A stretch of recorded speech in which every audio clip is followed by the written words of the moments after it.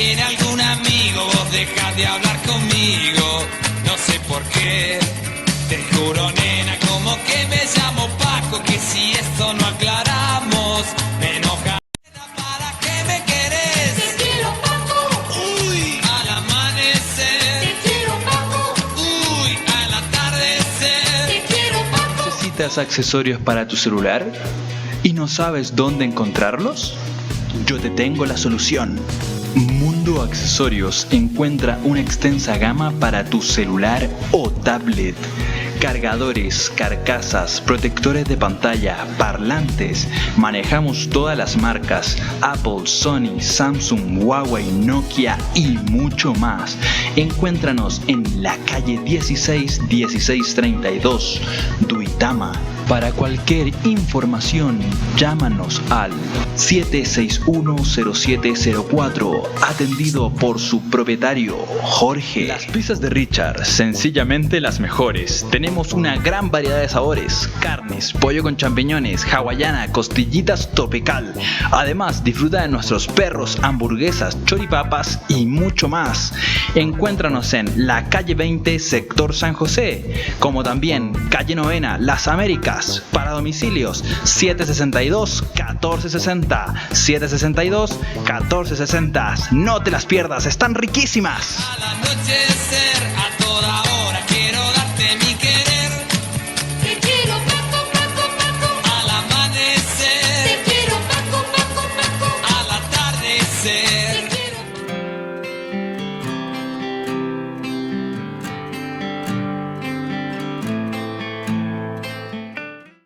Bien, palabras del ministro de Energía, el doctor Arce Ceballos.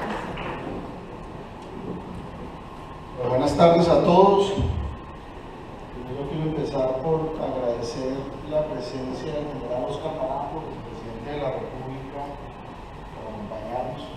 Es un honor tenerlo en la mesa directiva. Al expresidente de México, el doctor Felipe Calderón, al presidente de la Junta Directiva de Naturgas, al doctor Eusebio, gran amigo, y al rector Cabrales, Orlando Cabrales Segovia, ex compañero de este tipo de gobierno en el primer mandato.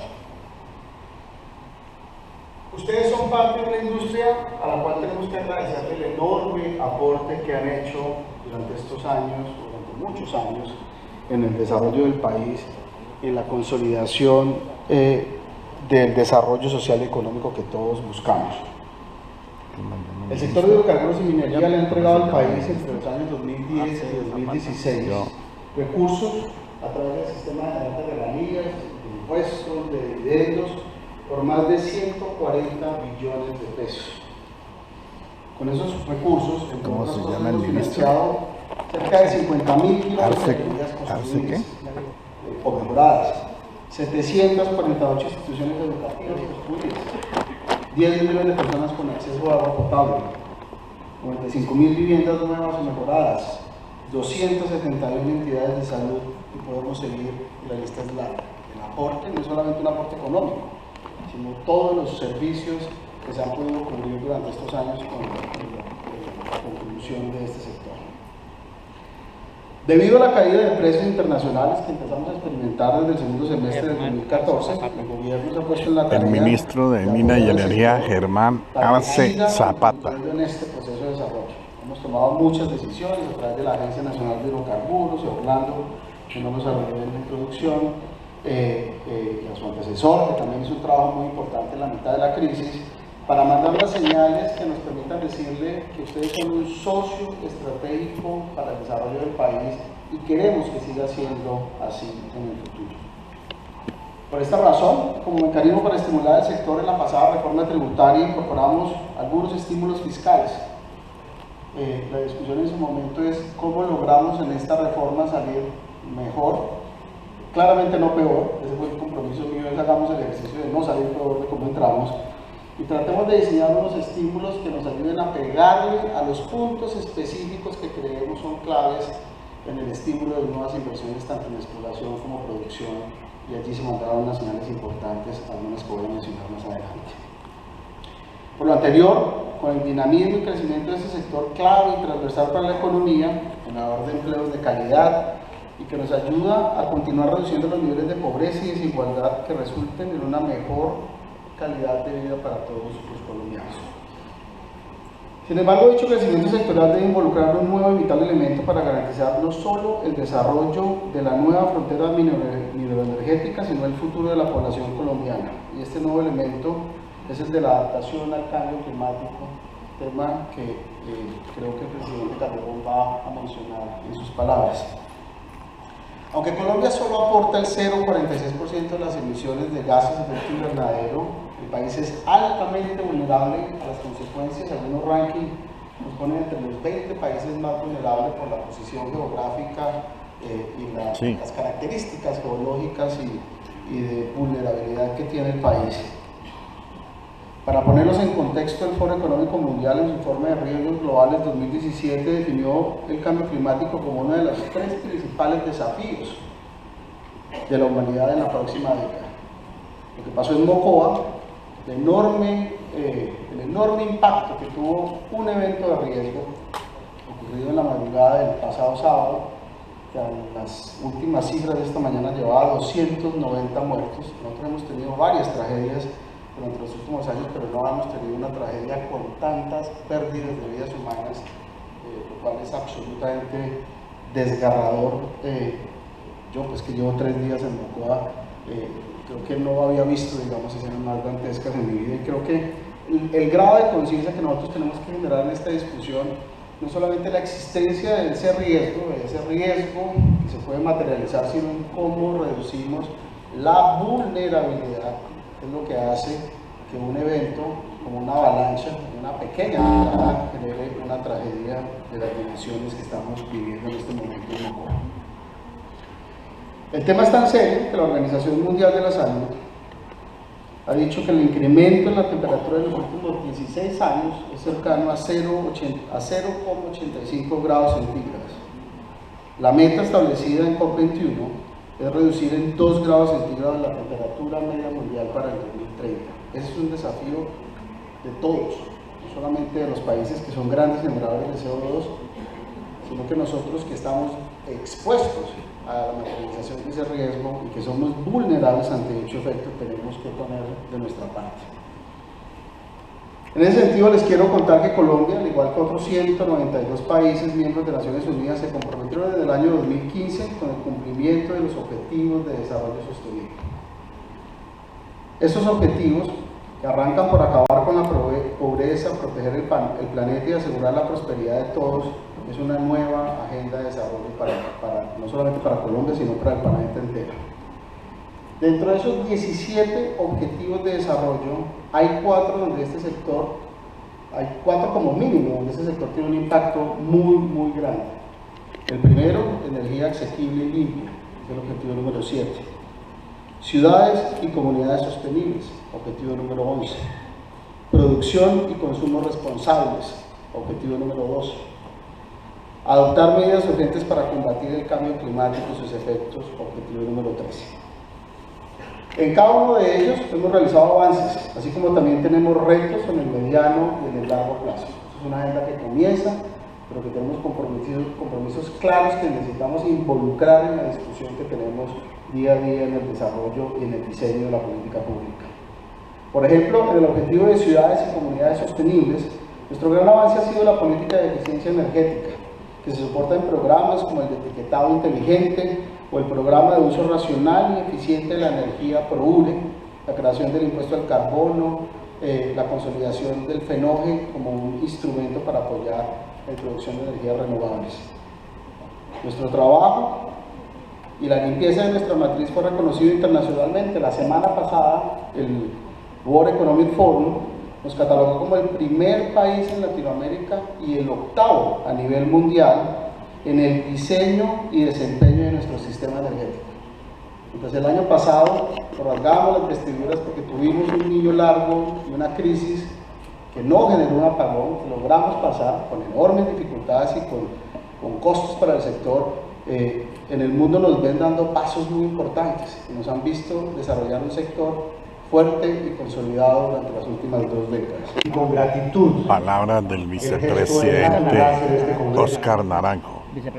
Con un minuto de silencio que estimo es suficientemente potente para hacer honor y rendir tributo a las 293 víctimas fatales que arrastró la tragedia en Mocoa, y agradecer, comenzando, no solamente ese gesto solidario, emocional, espiritual, sino valorar el aporte que desde este Congreso se produce alrededor de miles de víctimas que hoy registran desde el Putumayo, desde su municipio Mocoa, arrasado por esa avalancha, que Colombia entera está alrededor de ellos. Mil gracias en nombre del gobierno, mil gracias en nombre de Mocoa.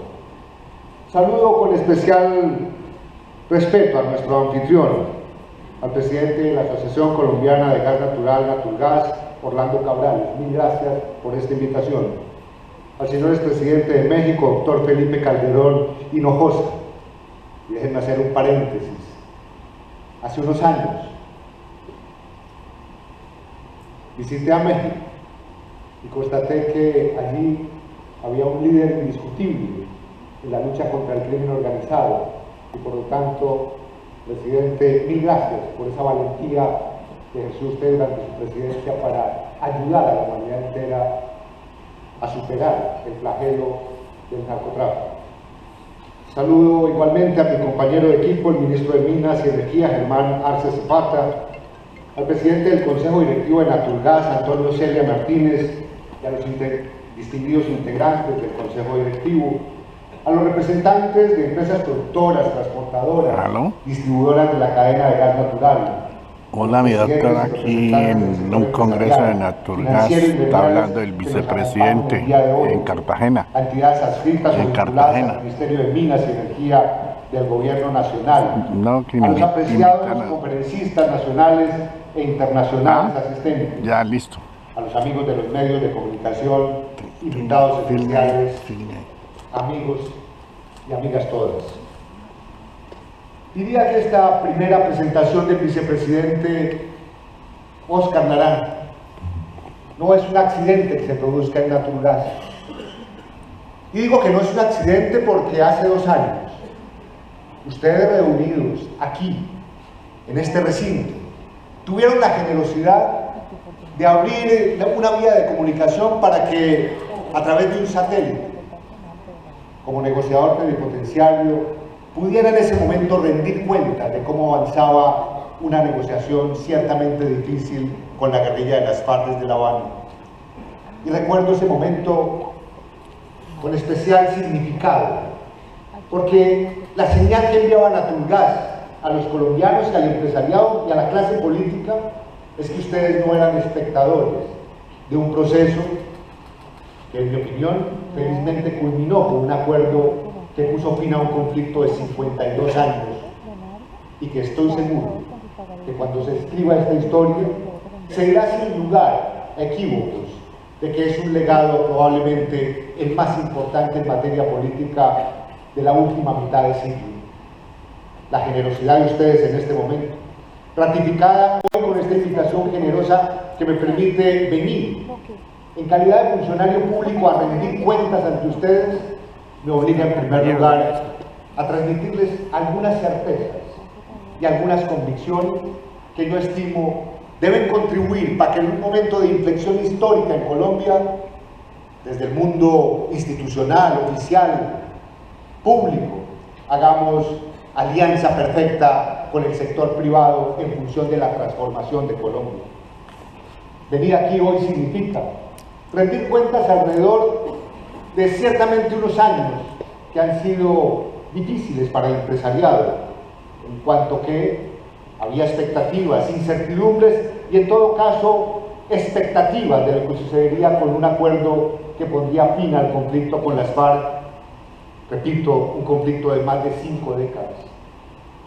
Pero esa expectativa, esa ansiedad, esa incertidumbre, ustedes la soportaron con el estoicismo y más allá de eso, arriesgando invertir por Colombia sin en ningún momento interrumpir su su capacidad emprendedora y transformadora. Mil gracias. Pero hoy, más allá de esos momentos, yo quisiera transmitir certezas alrededor de lo que significa este momento histórico, este momento que realmente permite doblar la página con tantos años de dolor y tragedia y de violencia que nos deja un acumulado de 260.000 muertos, violencia que nos deja un poco más de 8 millones de víctimas como resultado de ese conflicto armado interno.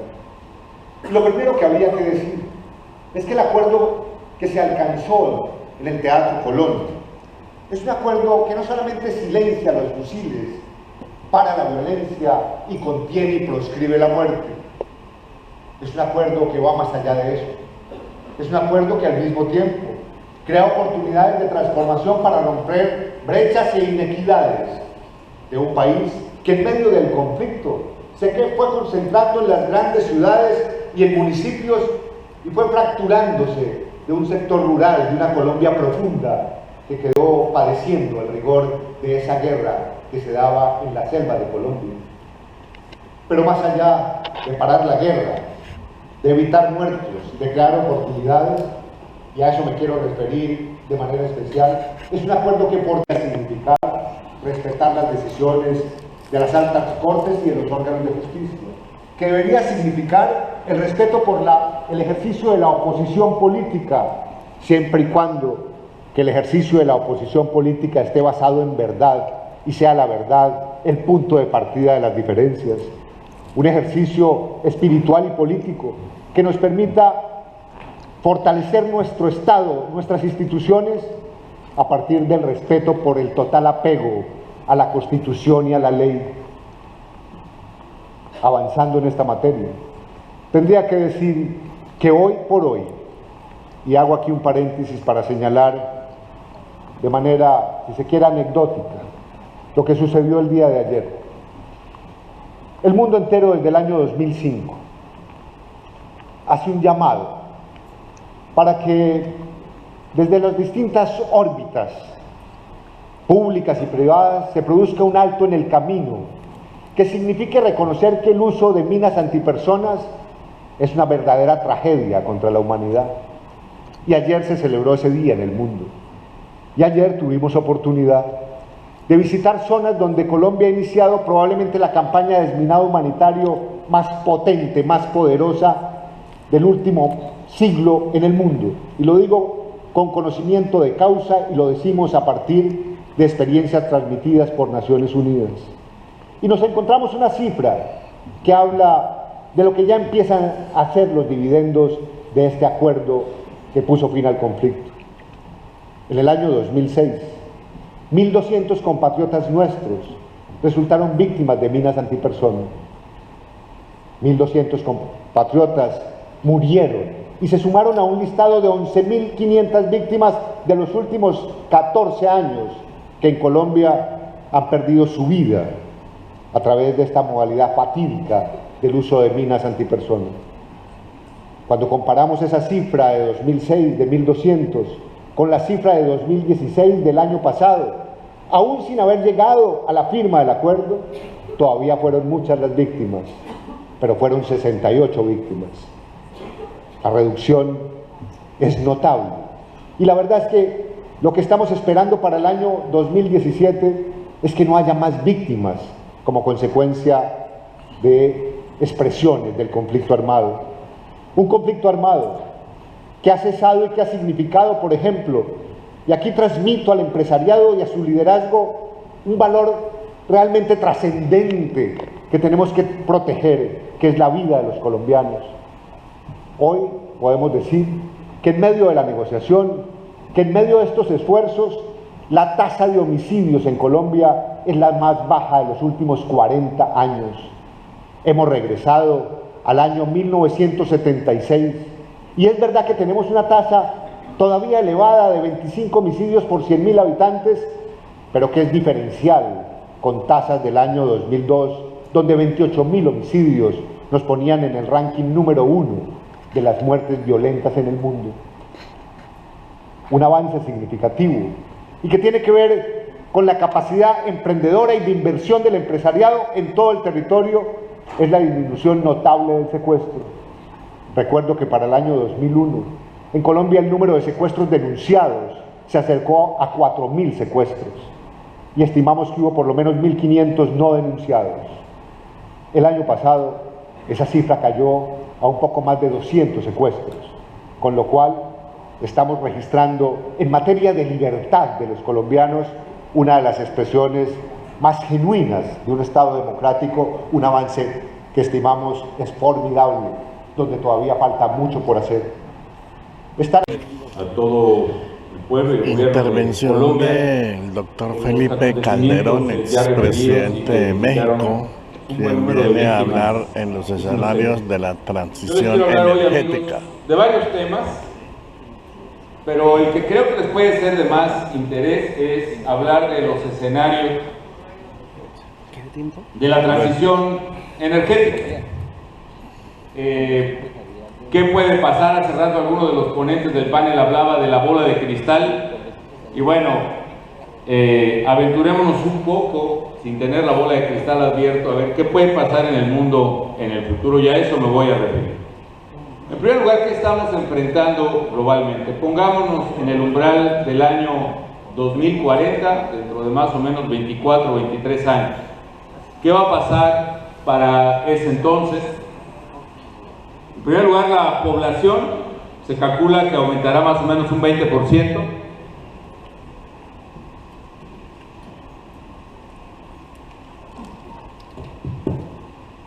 Estamos hablando de más o menos 1.600 millones de personas más en el mundo. ¿Cuánto es eso? ¿Qué tanto es eso?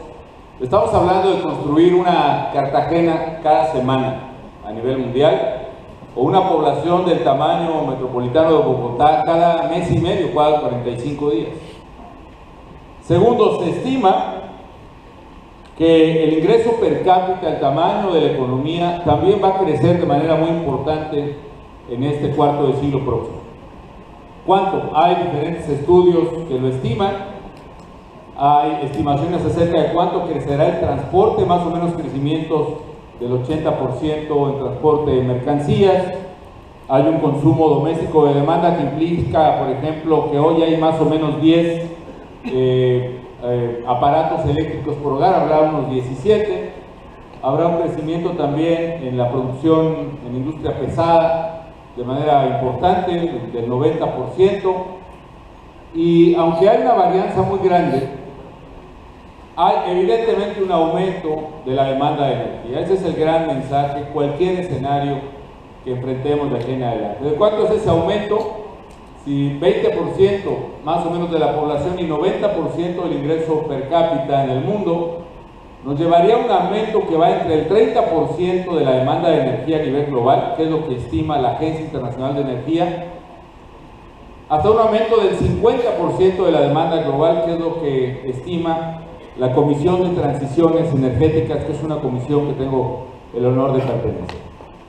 ¿Qué va a implicar eso para la energía? Va a haber un crecimiento importante de combustibles entonces hacia 2040, de combustibles fósiles, y si siguiéramos un escenario inercial, si pensáramos que no está pasando nada en el mundo, que sí está pasando, y me voy a referir más adelante a eso, el carbón se prevé que prácticamente para estas fechas ya haya alcanzado un pico a nivel global y empiece a declinar o se estabilice en su producción de aquí al año 2040. El petróleo seguiría inercialmente una tendencia creciente, y bueno, el primer gran mensaje para todos nosotros es que el gas natural es el combustible fósil que en un escenario inercial tendría la mayor velocidad del crecimiento. ¿Por qué digo escenario inercial, amigas y amigos? Porque honestamente son muy altas las probabilidades de que este no sea el escenario esperado. Está ocurriendo algo bien importante en el mundo, está ocurriendo en muchos países, como bien se dijo por el ministro de Minas. Colombia es de los países más vulnerables a efectos climáticos en todo el mundo, al igual que México. y estos efectos ya están siendo incorporados en la regulación internacional. Vamos a hablar un poquito de eso, del cambio climático. Estamos observando, amigas y amigos, eventos climáticos extremos. Siempre ha habido eventos climáticos extremos, ¿no? Pero ahora lo que estamos viendo es que estos eventos climáticos son cada vez más violentos y son cada vez más frecuentes.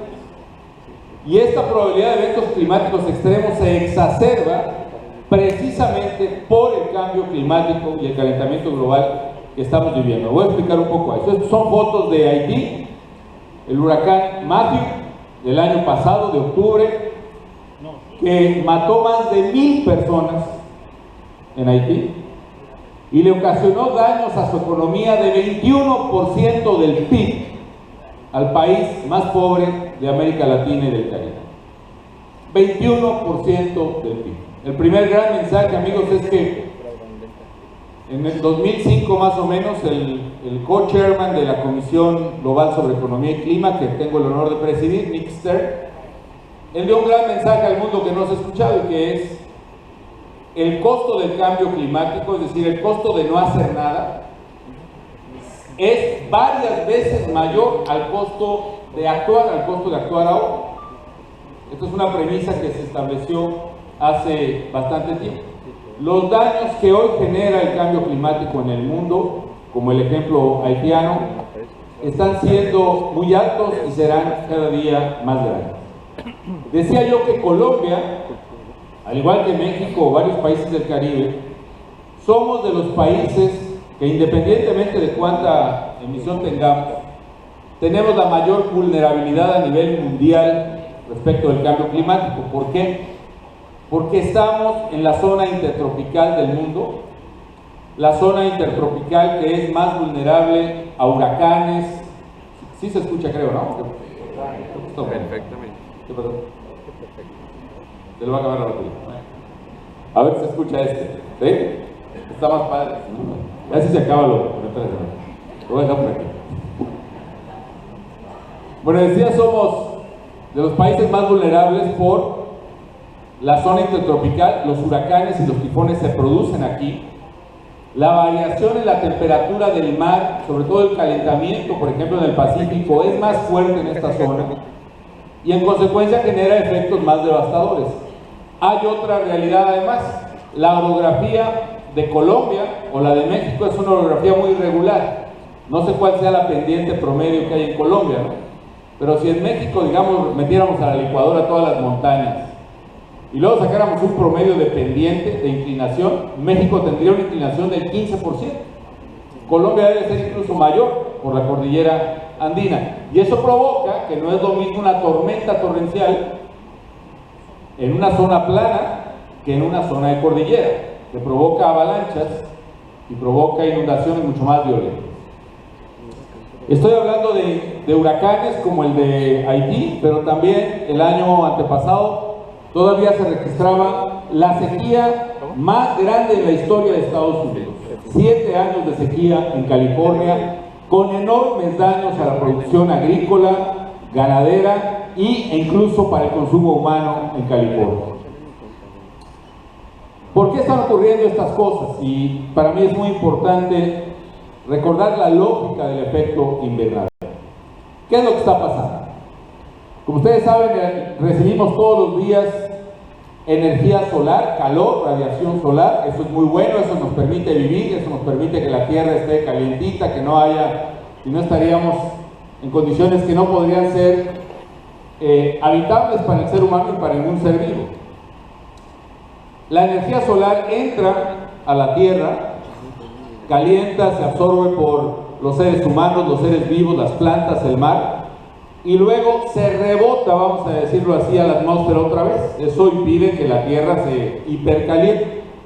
Este rebote hace que el calor, la refracción se da, por ejemplo, en general por toda la Tierra, pero particularmente en las zonas blancas, las zonas de los polos, las zonas de las cordilleras nevadas. Actúa como un espejo, pero en general toda la Tierra refracta el calor. El mar, por ejemplo, absorbe más calor que la Tierra, etcétera, etcétera. Pero en general la idea es que toda esa energía solar se retacha, como decimos en México, a la atmósfera, al espacio, pero parte se detiene en las capas de la atmósfera, lo cual es bueno porque mantiene la temperatura de la Tierra. ¿Cuál ha sido el problema, amigas y amigos? Que desde que vino la revolución industrial y empezamos a echar humo en los coches, en las industrias, etcétera, esos gases se van a la atmósfera y la atmósfera actúa como un suéter, como una gran chamarra, como un abrigo. Actúa como un suéter que impide que este calor se rebote como antes al espacio y hace que una gran parte se quede. Actúa como un invernadero, de ahí el nombre de estos gases, gases de efecto invernadero, cubren la atmósfera de la Tierra y en lugar de que se rechace una gran mayoría de calor, se va quedando en la Tierra parte de ese calor que antes de la revolución industrial se iba al espacio. Eso provoca el calentamiento global, ese es el primer fenómeno que quiero explicar. Y lo voy a explicar con esta gráfica. Este es una gráfica de más o menos 1000 años en la historia de la Tierra, desde el año 1000 hasta la fecha. Ustedes observan las emisiones promedio, las emisiones acumuladas de dióxido de carbono. Estaban más o menos estables durante 900 años casi. Y también se observan en la línea azul la temperatura de la Tierra, también observó un comportamiento muy uniforme. ¿Qué pasa, sin embargo, en el siglo XVIII, en el siglo XIX? Viene la revolución industrial, comenzamos a emitir y a acumular más gases de efecto invernadero, concretamente dióxido de carbono. Se dispara la acumulación de dióxido de carbono en la Tierra y también por este efecto se dispara también, se eleva la temperatura de la Tierra. Ustedes observan la línea azul, sigue la trayectoria más o menos muy correlacionada con esta concentración de carbono. Eso hace que, segundo, primero calentamiento global, segundo, eso se traduce en cambio climático como, a final de cuentas, amigas y amigos, la mayoría de los fenómenos del clima, las lluvias, las sequías, los vientos, son una combinación de tierra, agua, aire y temperatura. Por ejemplo, la brisa del mar se hace con la combinación de como la tierra y el agua se calientan en el día a distinta velocidad o se enfrían a distinta velocidad en la noche. Cuando las masas de aire y de agua están a distinta temperatura, el aire más caliente se eleva, el aire más frío se mete debajo y eso genera la brisa marina que va en la mañana en un sentido y en la tarde va en otro, por ejemplo. Eso genera las corrientes de aire, cambios de temperatura o temperaturas desiguales. Es la explicación que todos conocemos, son los globos aerostáticos. Si tú le echas aire caliente, hay menos densidad de aire por metro cúbico, como pesa menos ese aire se eleva y por eso eleva el globo, ¿no? O el globo de Cantor. Eso provoca las corrientes de aire. Las corrientes de agua se generan de manera muy parecida, por no meterme en las grandes corrientes polares que también tienen que ver con el enfriamiento del agua en los polos y su regreso a las zonas tropicales. Es decir, las corrientes de agua tienen que ver con la temperatura. Si tú alteras la temperatura de la Tierra, vas a alterar también las tormentas, las sequías y las lluvias. Si tú calientas o pones a hervir un recipiente con agua que has sacado del refrigerador, va a tardar determinado tiempo en hervir, ¿no? Sin embargo, si lo precalientas y lo pones a temperatura ambiente y luego lo pones a hervir, va a tardar mucho menos. Es decir, va a hacer ebullición mucho más rápido. Esto está pasando hoy en nuestra región con huracanes, por ejemplo, y lluvias torrenciales. La ebullición es más rápida y concretamente eso genera fenómenos torrenciales más violentos y más frecuentes, incluyendo tormentas, etc. ¿Tiene esto que ver, por ejemplo, con las lluvias torrenciales y con las tormentas? La respuesta es sí. Vean otra vez. Bueno, antes de eso, ¿qué tanto se ha calentado la Tierra? Estas barritas representan el promedio de temperatura por década. Estuvo más o menos estable. Se empezó a acelerar el calentamiento en la primera mitad del siglo pasado, tuvo 2 o 3 décadas de estabilidad, pero ojo, las últimas 3 décadas, la de los 80s las de los 90 y las de los 2000 han sido una tras otra las décadas más calientes que se tenga registro. Las más calientes. Y ya no solo las décadas, los últimos años. 2014 fue el año más caliente de la historia, hasta que llegó 2015, que fue el año más caliente de la historia, hasta que llegó 2016, que fue a su vez el año pasado, el año más caliente en la historia de la humanidad, en particular en el hemisferio norte, arriba del Ecuador. Hay este calentamiento. ¿Tiene esto que ver, por ejemplo, con los eventos más violentos y más frecuentes, extremos en el clima? Sí.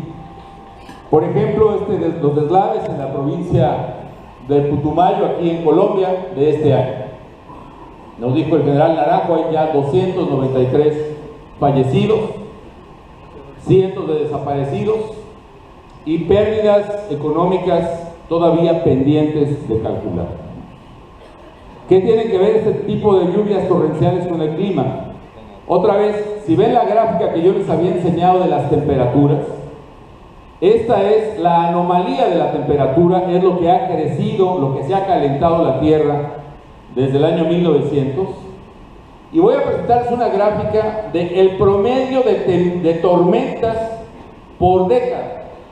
No ha estado estable. En la línea azul son el promedio anual de tormentas por década. ¿Cuántas tormentas ha habido por década? Si ustedes observan, empezaba más o menos abajo de 10 por década, me imagino de este tipo catastrófico, y se ha venido incrementando, en particular desde 1970, desde más o menos 30 por década hasta 120 en la actualidad. Entonces se corresponde la teoría del cambio climático con datos objetivos y científicos de incremento de concentración de dióxido de carbono, incremento de la temperatura e incremento muy correlacionado, es casi una correlación lineal, con los eventos extremos, incluyendo el que pasó hace poco aquí en Colombia, que tanto dolor le causó a pueblo colombiano. Bien, esta es la conferencia de se puede decir que todos de están México, relacionados Enrique con el cambio Calderón. climático, no está, mejor no no lo vamos a hacer. Lo que hemos hecho en estos 3 últimos años en la comisión es que, con el apoyo de las instituciones más serias en una buena parte del mundo, hemos hecho estudios y hemos llegado a una conclusión bien importante, amigas y amigos, que este dilema es un falso dilema. No es cierto que tenemos que escoger entre crecimiento económico y combate al cambio climático. Concretamente, sí es posible generar un mejor crecimiento económico y al mismo tiempo reducir el riesgo de cambio climático, es decir, reducir las emisiones de gases de efecto invernadero.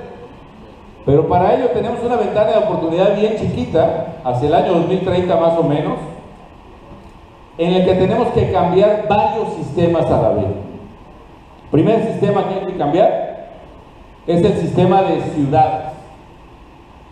En particular,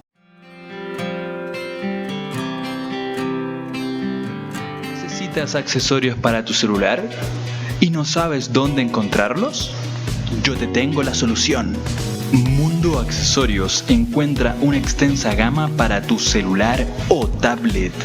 Cargadores, carcasas, protectores de pantalla, parlantes. Manejamos todas las marcas: Apple, Sony, Samsung, Huawei, Nokia y mucho más. Encuéntranos en la calle 1632, Duitama. Para cualquier información, llámanos al 761-0704, atendido por su propietario, Jorge. Las pizzas de Richard, sencillamente las mejores. Tenemos una gran variedad de sabores: carnes, pollo con champiñones, hawaiana, costillitas tropical. Además, disfruta de nuestros perros, hamburguesas, choripapas y mucho más. Encuéntranos en la calle 20, sector San José, como también calle Novena, Las Américas. Para domicilios 762-1460, 762-1460. No te las pierdas, están riquísimas.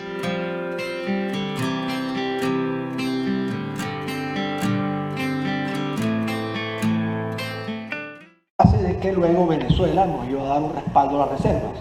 como Venezuela tiene mucho más gas que Colombia, el propósito de la exportación colombiana era desde luego generar divisas, pero también tener un aseguramiento de las reservas de Venezuela. Entonces hay que ver qué está pasando con Venezuela, en realidad hay poca información sobre ese tema. Yo creería que, digamos, lo más sensato, lo más eficiente sería traer gas de Venezuela. Tenemos un gasoducto que tiene una capacidad de 500 millones de pies cúbicos y es un costo hundido. Entonces, en toda esta canasta de oferta de gas hay que revisar el gas de Venezuela. El cuarto punto al cual quiero referirme es la Comisión de Regulación. Es inevitable hablar de la Comisión de Regulación. Yo creo que lo hemos dicho en muchas ocasiones y no hace falta repetirlo tanto. O sea, la CREC y la regulación son la piedra angular sobre la cual descansa todo lo que nosotros hemos hecho. Es absolutamente esencial. Pero yo creo que hay que fortalecerla. Hay que fortalecer a la CREC sencillamente para que tome decisiones más oportunamente, para que sea más dinámica. Los privados solemos ir más rápido que el Estado y el Estado en su rezago trata de ponerse a tono o cerrar las asimetrías.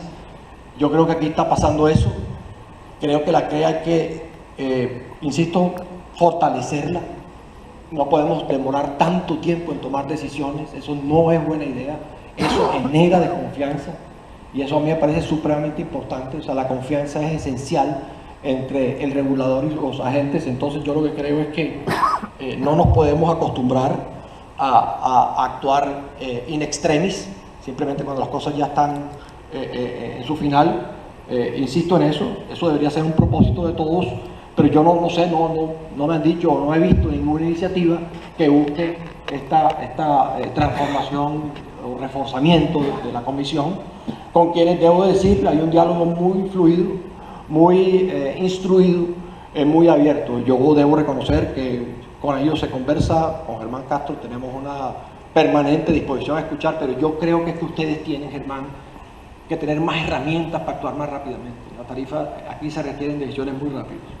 Y lo decía de una forma muy especial, en un momento que me preguntaron, la liturgia regulatoria es muy lenta y compleja.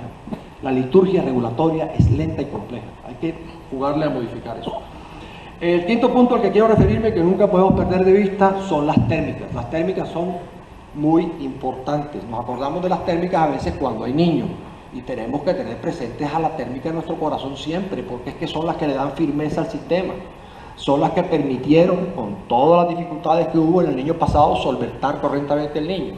Entonces solamente diría que en el tema de las térmicas mantengamos actualizado y correctamente identificado el precio de escasez, que es una variable fundamental para ellos. En cuanto al transporte, que es el quinto punto que quería mencionar, les he hecho un cuento. Yo tengo bastante tiempo ya aquí en este tema del gas, tanto que no me acuerdo, o creo que no me quiero acordar, pero en 42 años, nunca hubo un desfase en transporte, es decir, nunca hubo un déficit de transporte, nunca, hasta hace 2 años.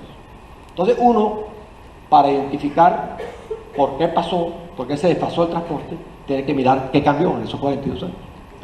Yo me tomé el trabajo de hacerlo en un proceso de autocrítica que siempre procuro tener, que no es fácil. Y encontré que son 2 cosas las que han cambiado. Uno, construir gasoductos en Colombia es muchísimo más difícil. El tema de consultas previas, presidente, usted sabe, se ha vuelto un problema. Y no se trata de no consultar a las comunidades. El gas natural es amistoso con el medio ambiente, el gas natural es una bendición, el gas natural genera beneficios. Pero de esa figura se está abusando y construir infraestructura en Colombia, Germán lo sabe, se ha vuelto muy difícil. Entonces, esa es una primera variable. Y la segunda variable, cuando yo miré y repasé, me tomé el trabajo, los tiempos de decisión de la CREC, efectivamente, las decisiones de la CREC están tomando muchísimo más tiempo. Entonces, si esa es la razón por la cual hubo un déficit de transporte en estos tiempos, mal haríamos en tomar decisiones que no cotejen esas variables. Y lo que estamos haciendo es dando indicaciones de que el productor puede construir el transporte, lo cual sería darle más poder al productor. Y no hace falta, no es necesario hacer eso, ¿verdad? Y lo que habría que hacer también en el tema de transporte es considerar una forma diferente de establecer las tarifas, tratando de tener estampillas regionales para generar más competitividad o más competencia entre los campos. La señal de rentabilidad, hombre, esto hay que mantenerlo dentro del ámbito de lo creíble. A mí me parece que esta discusión es eminentemente técnica. Una discusión de un WACC de una compañía de gas no debería demorar más de 1 hora. Esto es un tema técnico de una fórmula, ¿verdad? De cómo se define el capital asset price, así de sencillo, no tiene problema. Pero a mí no me gusta que, como para sondear, se diga que el retorno de transporte en Colombia, como se hace, tenga un WACC del 8% antes de impuestos. Eso no suena bien, eso no parece, me parece, de verdad me parece innecesariamente hostil con los transportadores que tenemos una cantidad de plata por invertir. Innecesariamente hostil, eso es como la negociación no vale la pena, ¿no? Eso, además eso se resuelve con cualquier académico que calcule correctamente un WACC. En el tema de reservas, yo francamente no veo problemas, nunca he visto problemas, en 30 años no hemos tenido dificultades, hemos tenido el gas, tenemos un mercado robusto, poderoso, un Estado que apoya al gas natural, que cree en el gas natural. Entonces yo no le veo problema. El hallazgo que ayer anunciaron de offshore me parece una buena noticia, pero en el fondo ese es el seguro, doctor Restrepo, que tendremos a largo plazo, porque el offshore toma tiempo, son inversiones cuantiosas, la relación entre pozos es de 10 a 100, es decir, un pozo onshore vale 10 millones en promedio, un offshore vale 100. Entonces esto será para el futuro. Entonces, cuando uno mira el panorama de reservas, tenemos esto, sin hablar del shale gas, ¿verdad? Que yo creo que se puede hacer fracking decentemente. Tenemos a Venezuela, que en un solo campo tiene el doble de reservas que tenemos nosotros, ya conectado con un gasoducto que está pagado.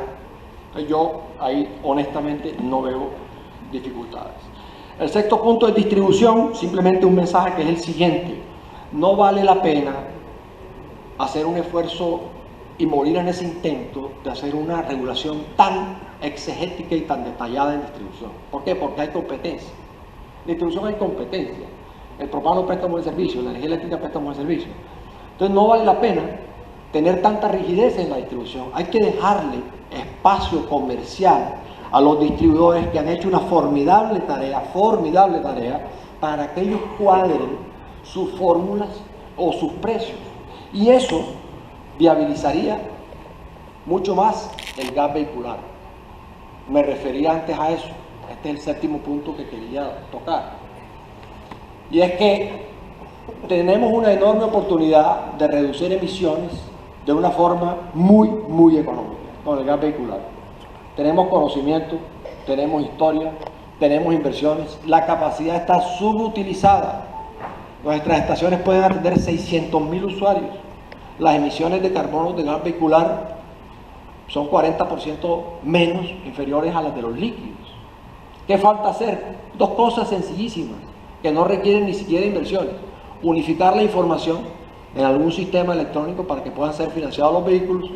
Y lo segundo, flexibilizar las canastas tarifarias de las distribuidoras para que éstas diseñen precios especiales. Me llama la atención que este tema no parece estar en las prioridades de la agenda, porque no veo al GNC, ministro de Energía, de Minas, dentro del plan de crecimiento verde del DNP. Hay que incluirlo. En el peor de los casos, el gas natural es el combustible de transición, es decir, cuando los vehículos en 50 o 100 años sean todos eléctricos, en el entretanto, lo que dice el mundo y los expertos que habría que hacer es utilizar gas vehicular. Entonces, ahí les dejo esa inquietud. Ya estoy terminando. Un tema de más largo plazo. Y yo celebro, presidente, que usted ha nombrado una comisión muy competente para revisar el gasto público. Este es un tema que con Mauricio Cárdenas alguna vez, mucho tiempo, cuando él era director de tanques de pensamiento, y lo hacía muy bien también con el Ministerio de Minas, conversamos, y es el tema de subsidios. En algún momento el país tiene que dar la discusión de los subsidios cruzados, que son necesarios y han sido fundamentales para la extensión del servicio del gas. Pero nosotros venimos subsidiando por infraestructura, no por ingresos de las familias, ¿sí? Entonces eso hace, y lo digo, que esto debería ser parte de la revisión de la Comisión de Gastos Públicos, porque puede haber casos importantes en que se esté dando subsidios a quienes no lo necesitan. Esto es una discusión políticamente muy complicada, yo lo sé, pero si nosotros queremos reducir desigualdades, que eso se hace solamente de dos formas, por impuestos y por inversión social, tenemos que buscar la manera y creo que es una oportunidad interesante en esa comisión de gasto público que revisen ese tema. Ese es el último tema de gas. Yo tengo un par de comentarios que hacerles sobre temas que nos interesan y me quiero referir a lo que yo considero, presidente, ministros y amigos, que es uno de los retos más monumentales que tiene no solo Colombia, sino las democracias, y es que tenemos que construir estados más efectivos. Esto no es una situación de Colombia, es una situación de Latinoamérica. Hay un muy buen documento de la Corporación Andina de Fomento que dice cómo hacer estados más efectivos. Y para nosotros el reto es particularmente importante porque nosotros de alguna manera, ahora en el posconflicto, estamos construyendo un nuevo estado o un pedazo de estado nuevo, con todas las leyes y todas las implementaciones que hay que hacer. Lo que tenemos como oportunidad es construir un estado y ojalá lo hagamos un estado moderno y efectivo. Y cuando uno mira en Latinoamérica está de último en el ranking de efectividad de estados. Ahora, un tema dificilísimo porque tiene muchas aristas, pero me gustó esto que se lo voy a leer y es cómo define la CAF un estado efectivo. Dice la CAF, abro comillas, aquel que cuenta con capacidades para diseñar políticas públicas, las ejecuta con eficacia y eficiencia y genera aprendizajes en el proceso. Históricamente nuestra discusión iba hasta la política pública. Nos sentíamos, sobre todo en las regiones, alegres de que se hubiera escrito un COMPES. No basta con eso. Hay que ejecutar la política pública con eficiencia y eficacia y tener aprendizajes en el proceso. Entonces yo creo que ese es un tema en el cual todos tenemos que aplicar, a hacer la tarea de ir desde ahora construyendo un estado más efectivo que cumpla con las expectativas de la gente, además con todo esto que se está gestando en el posconflicto. Y hablando de eso, me refiero al último punto. Yo creo que esto, presidente, no se sabe, pero a mí me parece que es una gran noticia que denota la estirpe abierta y liberal de este gobierno, y es que nosotros hace unos meses un grupo de empresarios, Consejo Privado de Competitividad, la ANDI, por Antioquia, AFIT, Confecámaras, bueno, varios, creamos lo que hemos llamado Consejo Empresarial para una Paz Sostenible. ¿Qué nos animó a hacer eso? A hacerle un seguimiento detallado, ¿verdad?, y riguroso de todo lo que se está haciendo en materia de leyes dentro del Fast Track y dentro de las facultades especiales y que el gobierno tiene como iniciativa. ¿Qué busca eso? Busca que, primero, desde luego, que se cumpla lo acordado, pero que se haga con eficiencia, con eficacia, que el Estado haga presencia con el imperio de la ley y el orden en todos los rincones del país, y que se aliente en la medida de lo posible la inversión privada, que insisto va a ser fundamental en este proceso en que estamos, porque importa mucho que la economía funcione bien, y la economía funciona bien cuando se hace la inversión privada sobre todo. Entonces yo creo que este tema es muy importante. Yo debo decir que el presidente ha sido supremamente generoso, nos abrió todas las puertas, dio todas las instrucciones posibles a todos los funcionarios involucrados en este tema, especialmente a Rafael Pardo, y nosotros nos estamos reuniendo juiciosamente, tiempo nuestro, todos los miércoles durante 3 horas, a mirar cada una de las leyes y cada una de las iniciativas que se pasan. Eso yo creo que a escépticos y a no tan escépticos les puede dar tranquilidad, que la implementación de los acuerdos se está revisando desde una perspectiva del sector privado con eficiencia. ¿Y quiénes lo están revisando? No solo los empresarios, que eventualmente pueden siempre estar defendiendo ilegítimamente sus intereses. Lo estamos haciendo académicos y tanques de pensamiento. De verdad que yo quiero destacar especialmente esa apertura que ha tenido el presidente para que el Consejo Empresarial para una Paz Sostenible trabaje de la mano de todo el ministerio, de todos los ministerios y las instituciones descentralizadas, para que esto del acuerdo, que seguramente o sin duda va a hacer que Colombia sea un país mejor, que haya más empresas y más paz. Yo creo que esto está asociado: más empresas, más paz, más empresas, yo creo que el hecho de que el Consejo Privado exista y esté trabajando es una muy buena noticia. Muchísimas gracias a todos por su atención. Bien, estimados televidentes, Antonio Celia Martínez Aparicio, presidente del Consejo Directivo de Naturgas, a través de aquí el ente cívico de Muchas tal gracias, impacto doctor global. Celia. Está presente el presidente de la República, el doctor Juan Manuel Santos Calderón, que en este momento pues irá. A continuación escucharemos la intervención del ministro de Hacienda, doctor Mauricio Cárdenas. Exactamente, la intervención del ministro Mauricio Cárdenas.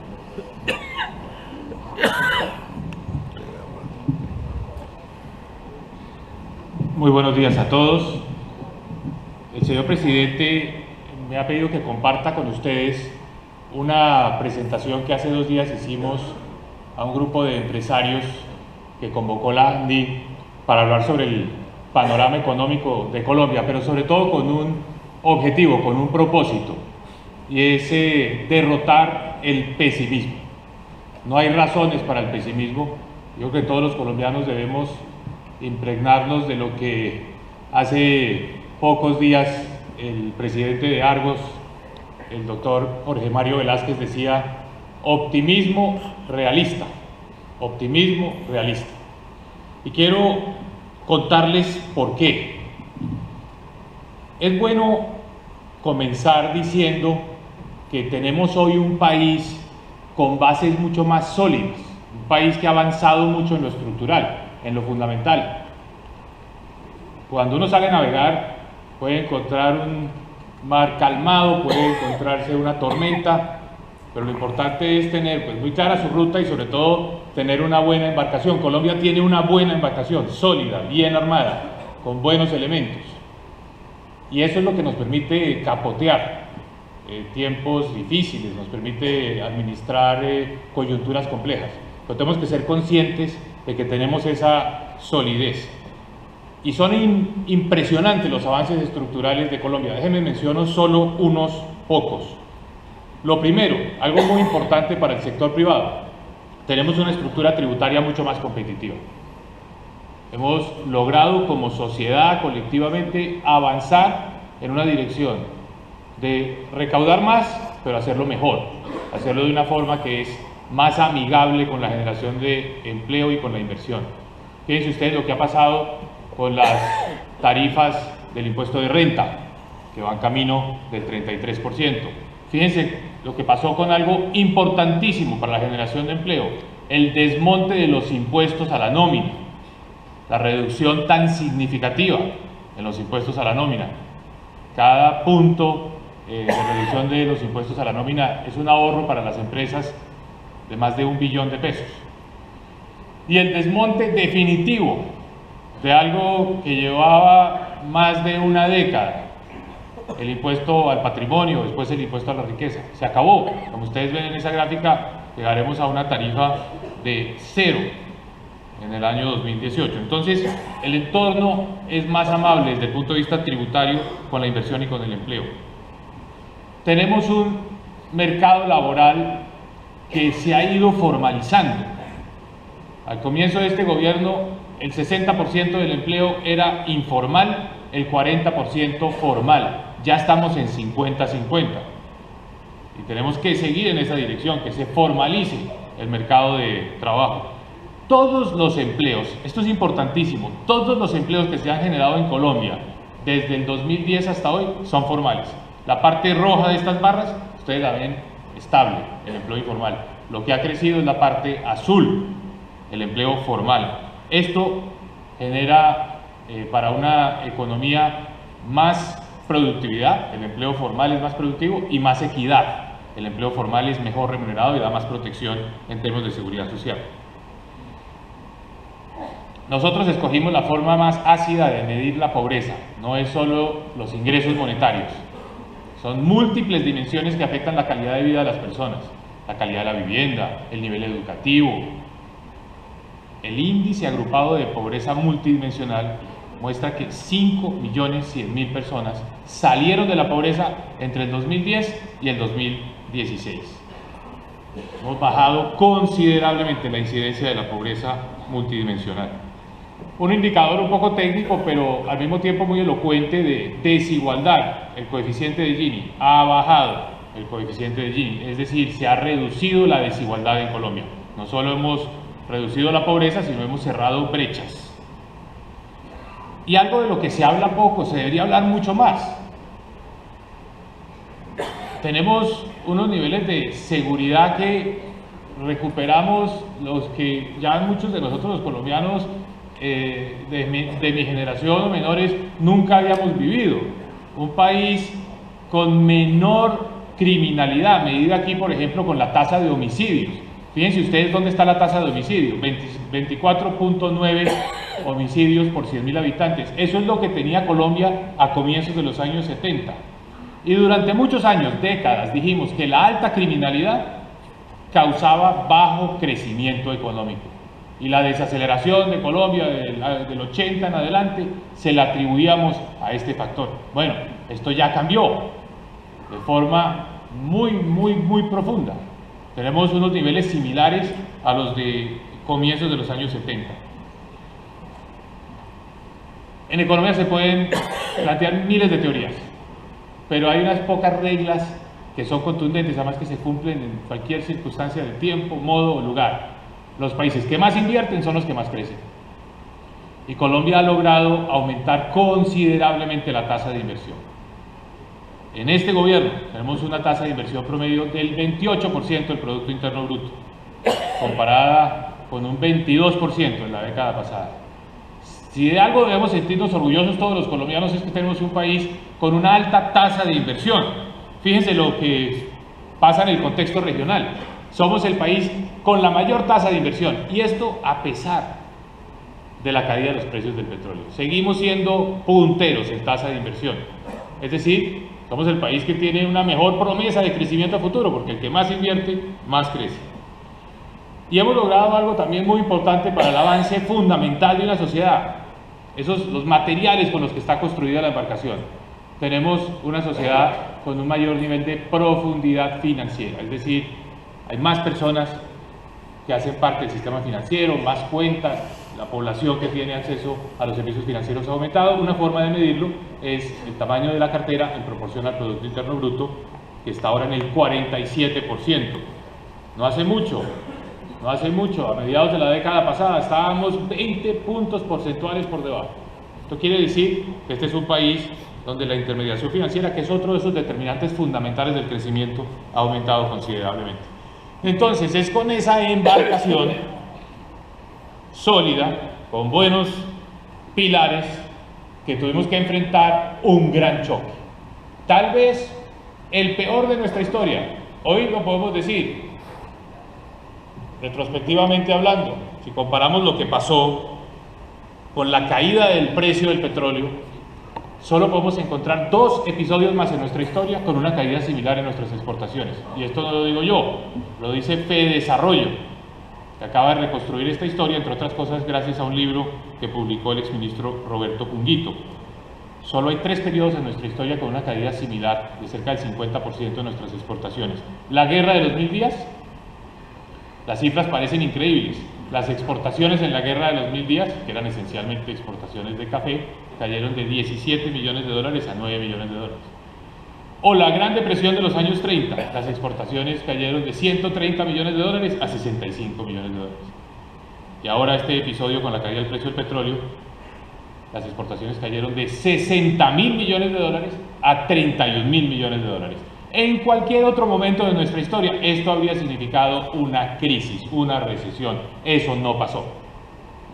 En los 2 episodios anteriores, hubo recesiones que duraron 2 años seguidos de caídas en la actividad económica. ¿Qué hicimos? Pues lo natural, se cayeron los ingresos de exportaciones, una parte importante de esto generaba ingresos del gobierno nacional y nos tuvimos que ajustar, reducir los gastos. Y aquí ustedes ven cómo se han reducido los gastos del gobierno. Es más, no solo reducimos los gastos del gobierno, sino que nosotros asumimos dentro del presupuesto general de la nación unos gastos que antes pagaban ustedes con los parafiscales, que estaban por fuera del gobierno nacional, que eran los gastos del ICBF, el SENA y la salud. Ahora los asumimos. Eso significa que hemos hecho un esfuerzo grande de ahorro. Y lo más elocuente de todo, Colombia ha seguido creciendo más que el mundo y mucho más que América Latina, que como ustedes saben ha tenido un estancamiento, incluso el año pasado tuvo una caída en su actividad económica. Entonces, a pesar de ese choque, pudimos. Esto nos debe dar confianza, nos debe dar seguridad. Cuando uno enfrenta la adversidad con éxito, pues se debe llenar de motivación y de entusiasmo para decir, tenemos con qué seguir adelante, tenemos con qué seguir progresando como país. Algo en lo cual también nos fue muy bien es que logramos mantener una tendencia a la baja en la tasa de desempleo. No tuvimos grandes retrocesos en esa materia. Cierto, el año pasado la tasa de desempleo aumentó en 0,3, pero frente a lo que fue la magnitud del choque, este es un comportamiento bastante estable del mercado de trabajo, muy importante para el país. De hecho, si uno mira el 2016 y lo compara con el 2011 para un grupo de países, en la gran mayoría de países el desempleo aumentó entre el 2016 y el 2011. En Brasil aumentó 5%, en Argentina 2%. En Colombia la tasa de desempleo del 2016 estaba por debajo de la tasa de desempleo del 2011. Fuimos un país donde no aumentó el desempleo, cayó el desempleo. Y en todos los países, con la excepción de Chile, cayó la tasa de inversión. Cayó fuertemente la tasa de inversión a raíz de los choques de los commodities. En Colombia no, mantuvimos estable la tasa de inversión. Entonces eso permitió que Colombia pudiera seguir avanzando en muchos frentes, en muchos indicadores, en muchas áreas. Uno puede preguntar, dependiendo de las audiencias, por ejemplo en esta audiencia, ¿qué ha pasado con el número de usuarios del gas natural domiciliario? Ha aumentado. En el sector de las telecomunicaciones ha habido progreso, en los sectores sociales ha habido progreso, en todos los sectores. No voy a detenerme porque me demoraría mucho tiempo, pero aquí hay, digamos, muchos indicadores que señalan claramente por qué Colombia y cómo ha logrado seguir avanzando en muchos campos, en la vivienda, en la salud. Hoy tenemos la afiliación universal al aseguramiento en salud. Eso es importantísimo.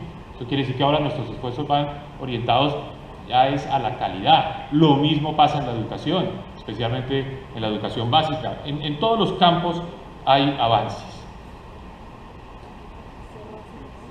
Entonces, eso nos debe pues, hacer pensar que tenemos un país que está bien preparado para retomar un buen ritmo de crecimiento. El fin de semana pasado se hizo la Asamblea Anual del Banco Interamericano de Desarrollo y el eje central, el tema central para América Latina es lo peor ya pasó. Bueno, eso que es cierto para América Latina es particularmente cierto para Colombia.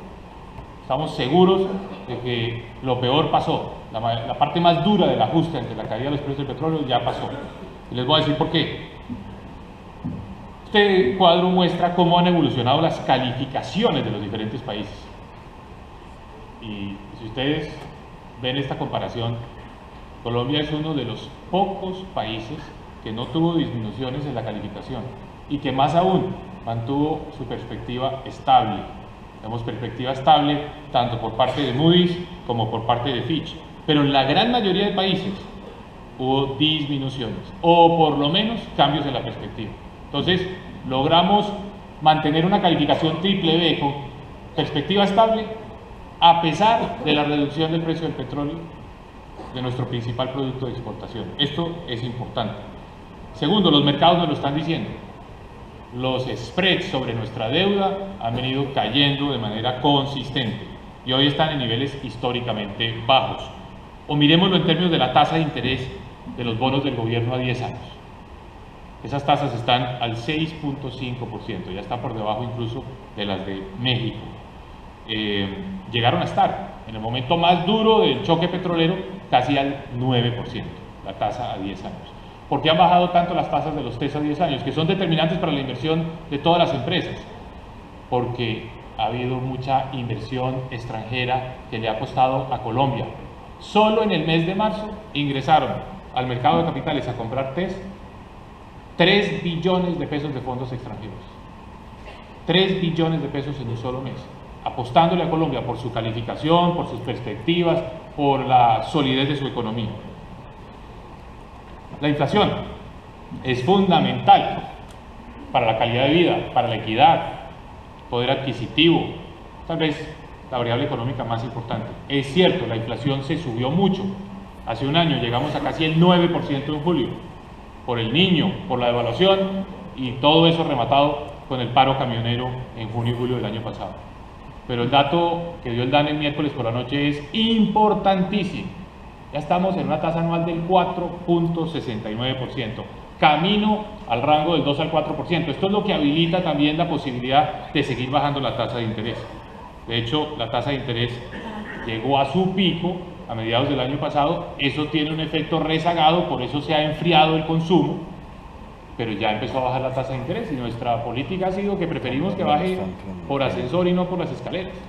Y por eso ustedes nos vieron empujando la tesis de que las tasas bajen 50 puntos básicos.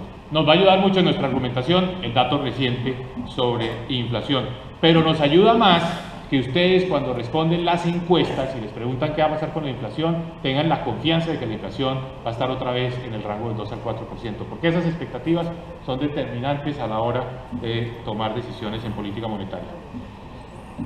El peor problema que tuvimos al momento del choque fue el aumento del déficit externo, el déficit de la cuenta corriente, el desbalance entre importaciones y exportaciones. Llegó a ser casi 20.000 millones de dólares en el año 2015.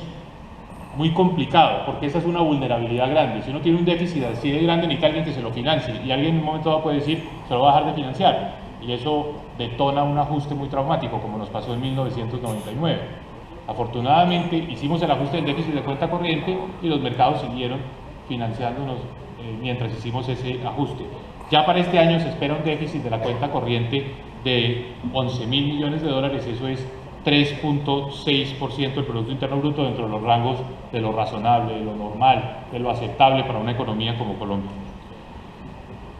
Y empezamos a ver un repunte, por eso hablamos tanto de Colombia repunta, un repunte en las exportaciones. Fíjense ustedes que ya están creciendo otra vez, y no solo las hidrocarburos, el resto de exportaciones también están creciendo. Esto es positivo. Esto quiere decir que aunque se demoró, hubo un largo rezago, el efecto de la devaluación ya nos está ayudando en materia de exportaciones. Entonces, concluyo con esto. Pasó lo peor.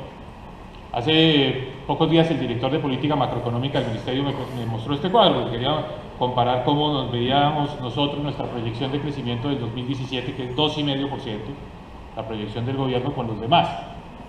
Y a mí me llamó la atención por otra razón, no para comparar nuestro 2,5 con lo de los demás, sino que nadie, ningún analista, ninguno, proyecta un crecimiento este año inferior al del año pasado. Es decir, lo peor ya pasó. La mayoría está esperando un crecimiento más alto. Entonces, tenemos con qué, tenemos una economía con bases mucho más sólidas, con avances muy fuertes en lo social, en la infraestructura, en los indicadores fundamentales macroeconómicos, y tenemos hacia adelante retos, pero retos interesantes, retos que nos van a aportar y nos van a permitir tener un país cada día más desarrollado. Ese es nuestro sueño, convertir a Colombia en un país desarrollado. Una señal de ese sueño es nuestro acceso a la OCDE. Queremos estar ahí y ya estamos cerca. Tenemos esos retos: implementación de los acuerdos de paz, seguir diversificando nuestras exportaciones, pegarle un empujón a eso, potenciar otras fuentes de crecimiento para nuestra economía. Estamos dedicados a la ejecución de las 4G. El presidente ayer personalmente, proyecto por proyecto, pero no los que van bien, porque pues lo que va bien, sino los que tienen dificultades. ¿Por qué? ¿Dónde está el problema? La licencia, el permiso, el financiamiento, uno a uno, para asegurarnos el éxito de las 4G, porque ahí hay 0.4% de crecimiento de este año. En el programa de las 4G hay una parte importante del crecimiento de este año. Y por supuesto seguir manteniendo la solidez del sistema financiero, que ha sido otro pilar del que se habla poco, pero que es muy importante. Quería simplemente compartir esa introducción antes de oír al señor presidente. La introducción de Economía y Desarrollo de Mauricio Cárdenas, del ministro de Hacienda y Crédito Público, aquí en abril de 2017, en este 20 Congreso.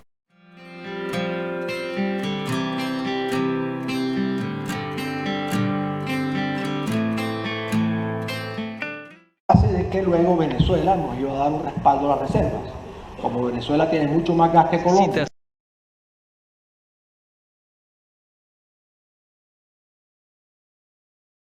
Mundo Accesorios encuentra una extensa gama para tu celular o tablet. Cargadores, carcasas, protectores de pantalla, parlantes. Manejamos todas las marcas: Apple, Sony, Samsung, Huawei, Nokia y mucho más. Encuéntranos en la calle 1632, Duitama. Para cualquier información, llámanos al 761-0704, atendido por su propietario, Jorge. Las pizzas de Richard, sencillamente las mejores. Tenemos una gran variedad de sabores: carnes, pollo con champiñones, hawaiana, costillitas tropical. Además, disfruta de nuestros perros, hamburguesas, choripapas y mucho más. Encuéntranos en la calle 20, sector San José, como también calle Novena, Las Américas. Para domicilios 762-1460, 762-1460. No te las pierdas, están riquísimas. Al anochecer, a toda hora, quiero darte mi querer. Por favor. Ahora, Paco, te quiero. Paco, por favor, ¿me querés? Oye, chicos. ¿Qué pasa, nena? Que si viene algún amigo, vos dejás de hablar conmigo. No sé por qué. Te juro, nena, como que me llamo Paco, que si esto no aclaramos,